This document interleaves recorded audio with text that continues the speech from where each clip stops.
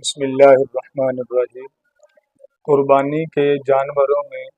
افضل یہ ہے کہ وہ جانور ہر طرح کے عیب سے پاک، ان میں کسی طرح کا عیب نہیں ہونا چاہیے۔ البتہ اگر تھوڑا بہت کوئی عیب ہے تو ایسے جانور کی قربانی کرنا مکروہ ہے، اور اگر عیب بہت زیادہ ہو تو پھر جانور کی قربانی ناجائز اور ممنوع ہے۔ اس کی تفصیل کچھ یوں ہے کہ اگر جانور ایسا ہے کہ جس کے سینگ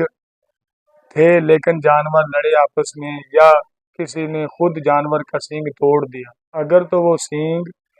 جڑ سے ٹوٹا ہے تو پھر ایسے جانور کی قربانی جائز نہیں، اور اگر جڑ سے نہیں ٹوٹا تو پھر جائز ہے، اوپر سے خول اتر جائے تو اس میں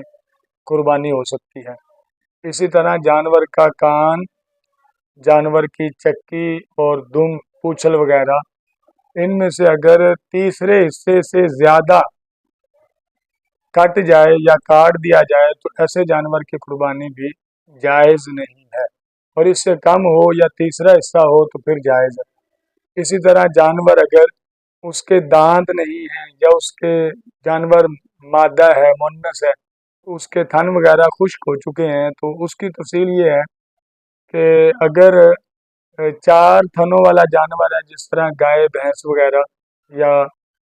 اونٹنی ہے، تو پھر اس میں سے دو تھن اگر خشک ہو جائیں تو قربانی جائز نہیں، اور اگر دو تھنوں والا جانور ہے جس طرح بکری، بھیڑ وغیرہ، تو اس میں سے ایک تھن کے خشک ہونے پر قربانی ممنوع اور ناجائز ہوگی۔